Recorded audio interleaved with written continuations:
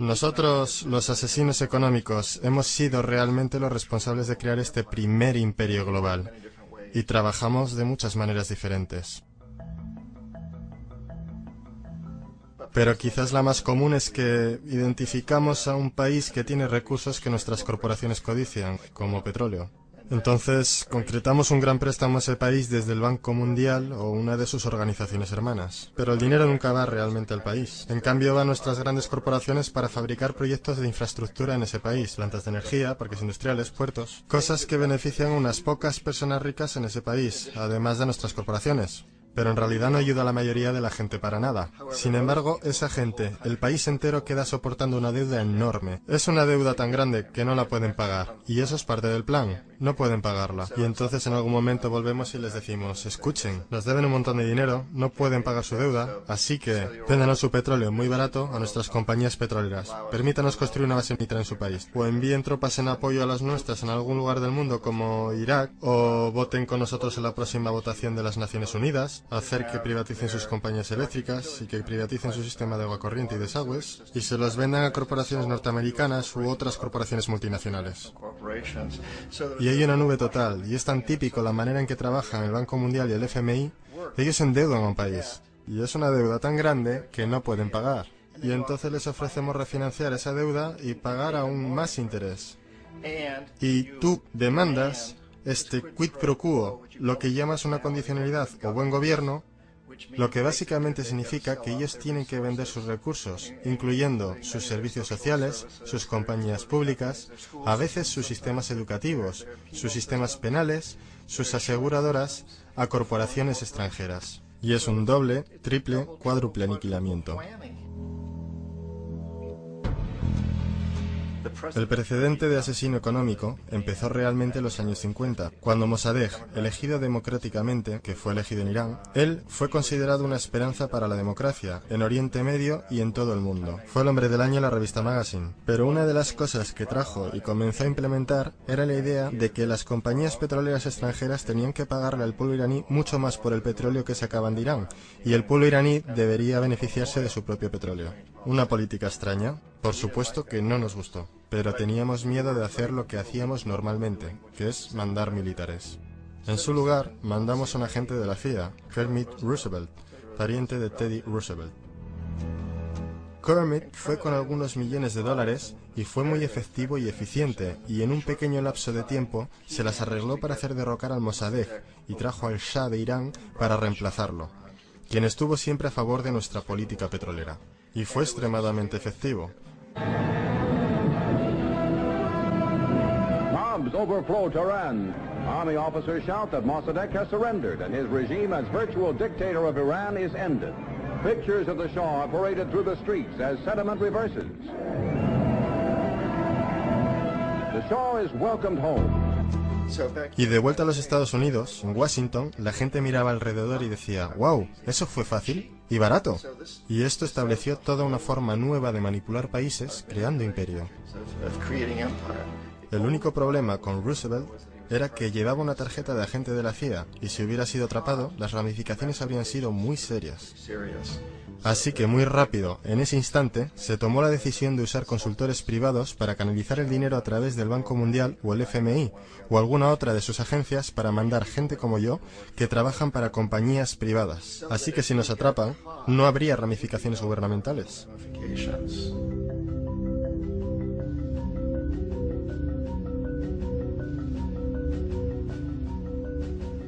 Cuando Arbenz se transformó en el presidente de Guatemala, el país estaba muy sumido bajo los pulgares de la compañía United Fruit y las grandes corporaciones internacionales. Y Arbenz corrió con esta postura que decía, ¿sabes?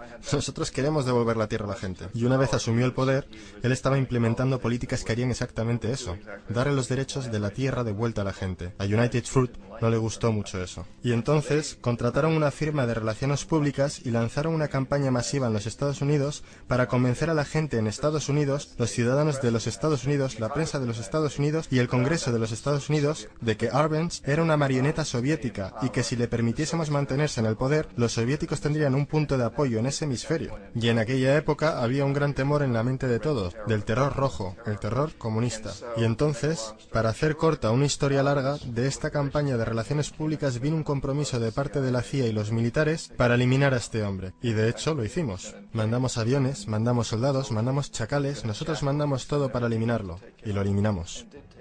Y tan pronto como fue removido de su oficina, el nuevo tipo que lo reemplazó reinstauró básicamente todo para las grandes corporaciones internacionales, incluyendo a United Fruit.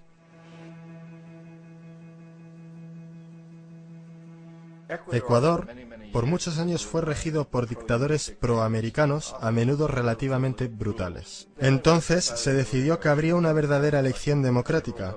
Jaime Roldós se postuló y su principal meta, dijo como presidente, sería asegurar de que los recursos de Ecuador se usarían para ayudar a la gente.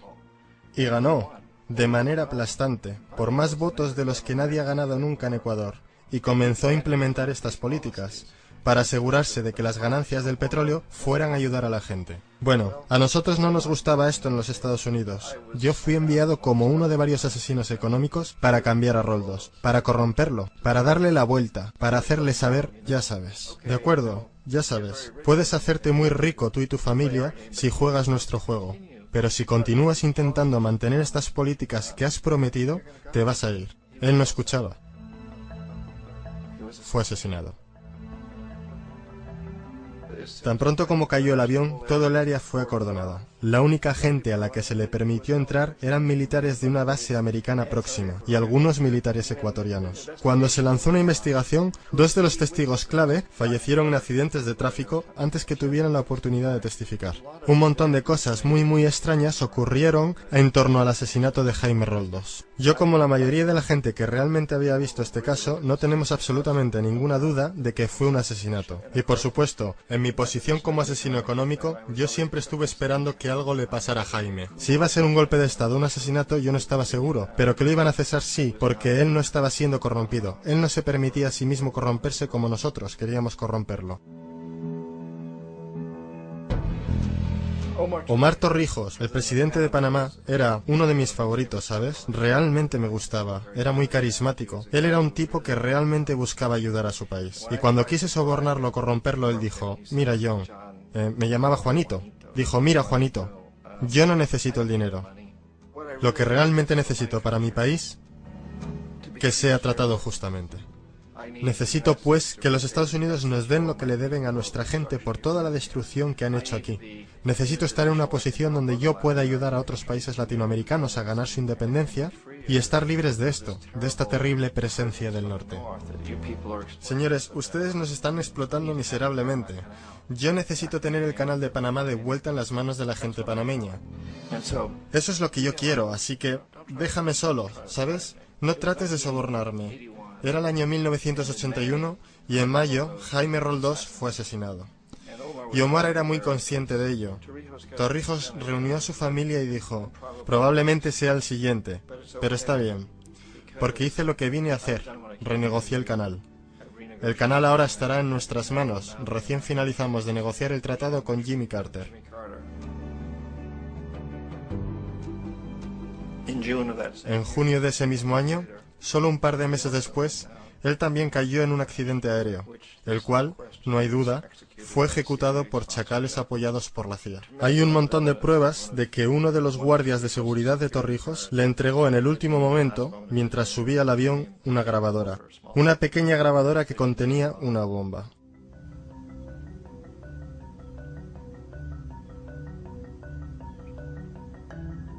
Es interesante para mí cómo este sistema ha continuado de la misma forma por años y años, salvo que el asesino económico se ha vuelto mejor y mejor. Entonces nos las vimos muy recientemente con lo que pasó en Venezuela. En 1998, Hugo Chávez queda electo presidente, siguiendo una línea larga de presidentes que había sido muy corruptos y destruyeron básicamente la economía del país. Y fue elegido Chávez entre todo esto. Chávez se paró frente a los Estados Unidos y lo hizo demandando primariamente que el petróleo venezolano fuera usado para ayudar a los venezolanos. Bueno, no nos gustó eso en los Estados Unidos, así que en 2002 se montó un golpe de Estado, el cual no hay dudas en mi mente, en la mayoría de las mentes de los demás, que la CIA estaba detrás de ese golpe.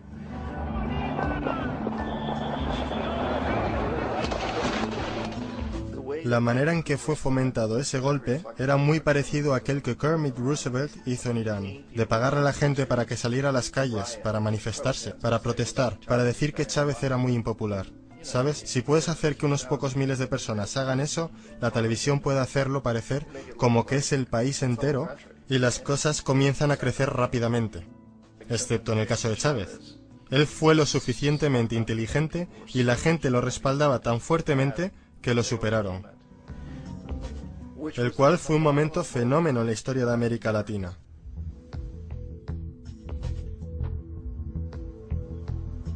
Irak realmente es el ejemplo perfecto de cómo funciona todo el sistema. Entonces nosotros, los asesinos económicos, somos la primera línea de defensa. Nosotros entramos, tratamos de corromper a los gobernantes y conseguimos que acepten estos préstamos enormes, lo que usamos entonces como palanca para ser dueños de ellos básicamente. Si fallamos, como fallé en Panamá con Omar Torrijos y en Ecuador con Jaime Roldós, hombres que rehusaron a ser corrompidos, entonces la segunda línea de defensa es mandarles los chacales.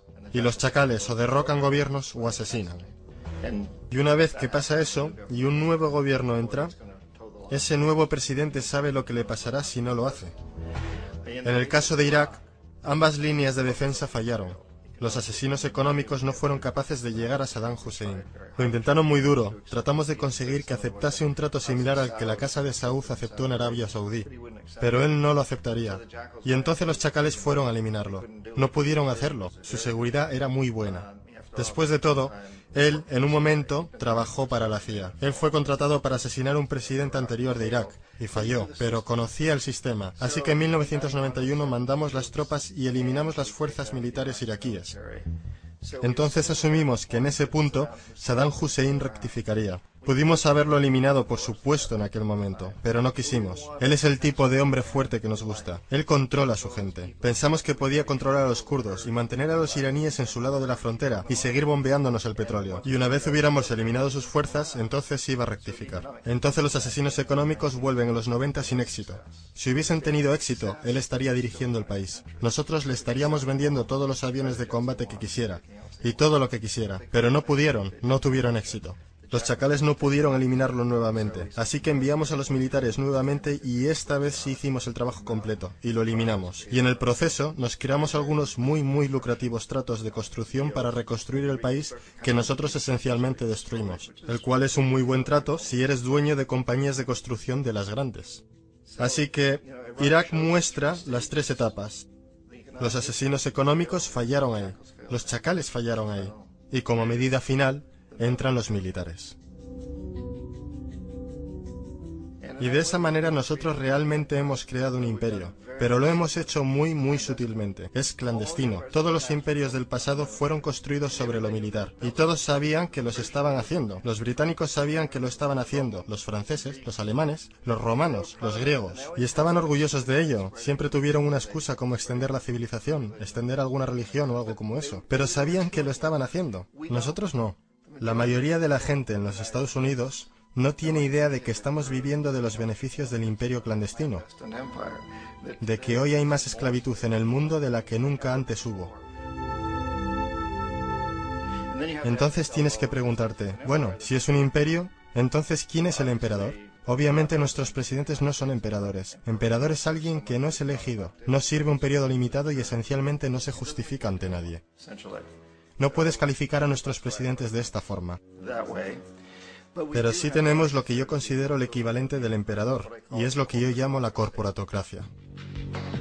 La corporatocracia es este grupo de individuos que dirigen nuestras corporaciones más grandes, y ellos realmente actúan como el emperador de este imperio. Ellos controlan los medios, sea a través de propaganda o por ser propiedad directa. Ellos controlan la mayoría de nuestros políticos porque financian sus campañas, ya sea a través de las corporaciones o de contribuciones personales que vienen de las corporaciones. Ellos no son elegidos, no sirven periodos limitados de tiempo, no se justifican ante nadie. Y en la misma cima de la corporatocracia realmente no puedes saber si la persona está trabajando para una corporación privada o el gobierno, porque ellos siempre se mueven hacia atrás y adelante. Así que tienes a un tipo que en un momento es el presidente de una compañía constructora como Halliburton y al momento siguiente es el vicepresidente de los Estados Unidos, o el presidente quien estaba en el negocio del petróleo. Y esto es verdad aunque tengas demócratas o republicanos en la oficina. Tienes ese moverse atrás y adelante simplemente por una puerta giratoria. Y de esta forma nuestro gobierno es invisible por mucho tiempo. Y las políticas son llevadas por nuestras corporaciones en un nivel u otro. Y entonces, nuevamente, las políticas del gobierno son básicamente forjadas por la corporatocracia y presentadas al gobierno y se convierten en política gubernamental. Hay increíblemente una relación íntima. Esto no es un tipo de cosa o teoría conspirativa. Esta gente no se tiene que reunir y conspirar para hacer cosas. Todos ellos trabajan básicamente bajo una asunción primaria, y esta es que deben maximizar las ganancias sin importar los costos sociales o ambientales.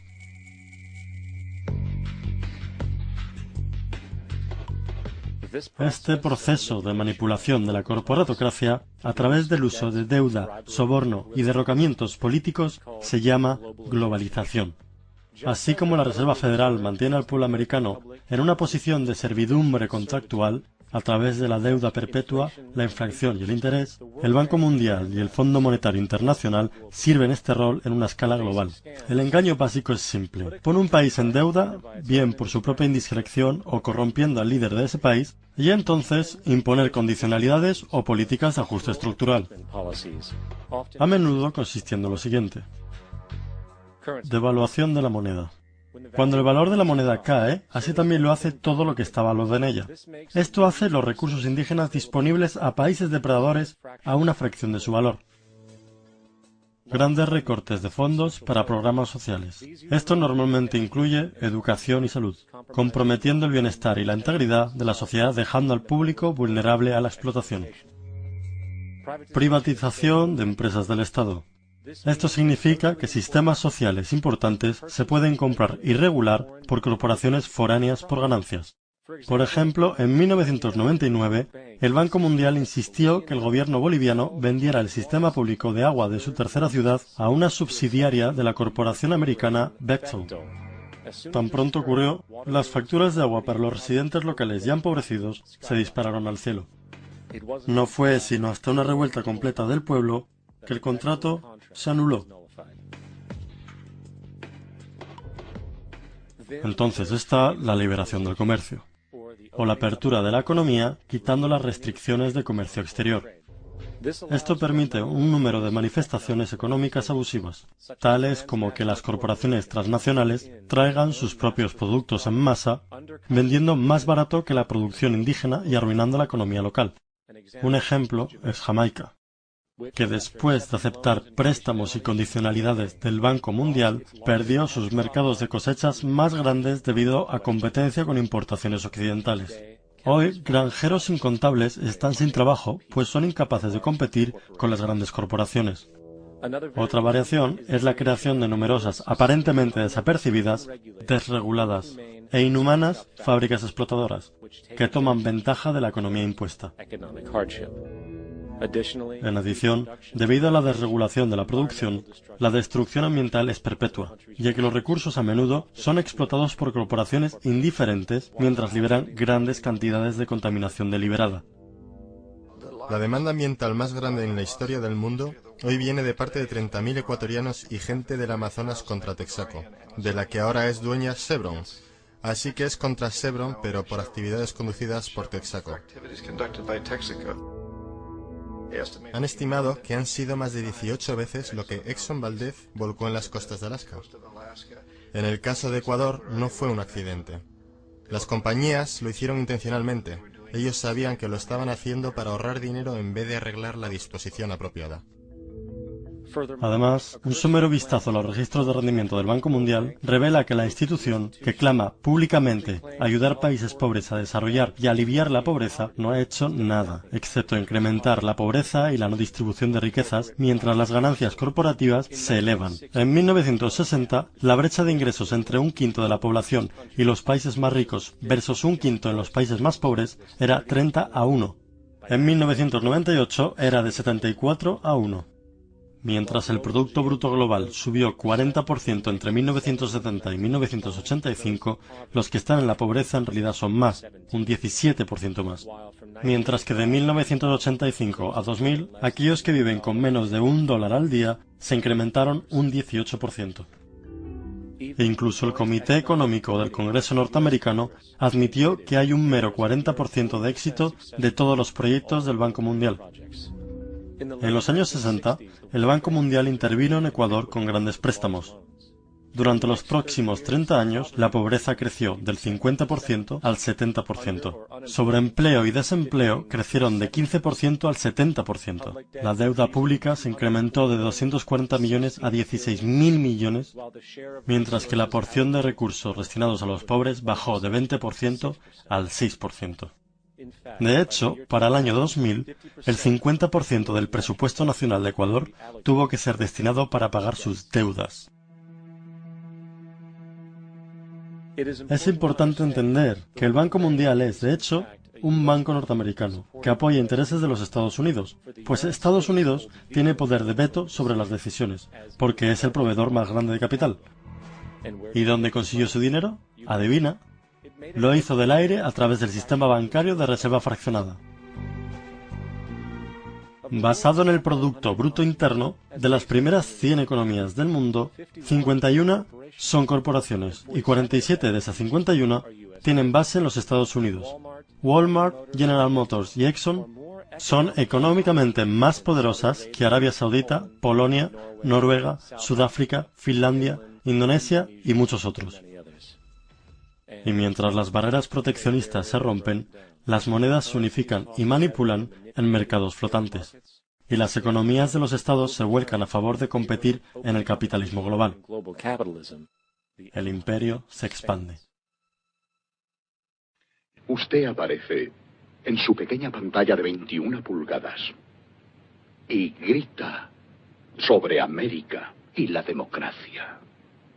No existe América. No existe la democracia. Solo existe la IBM, la ITT, la AT&T, y DuPont, Dow, Union Carbide y Exxon. Esas son las naciones del mundo hoy día. ¿De qué hablan los rusos en sus consejos de Estado? ¿De Karl Marx? No. De sistemas de programación lineal. De teorías sobre estadística, de problemas económicos, y computan costos de sus transacciones e inversiones, como hacemos nosotros. Ya no vivimos en un mundo de naciones e ideologías, señor Bill. El mundo es un colegio de corporaciones, inexorablemente dirigido por los estatutos inmutables de los negocios. El mundo es un negocio, señor Bill.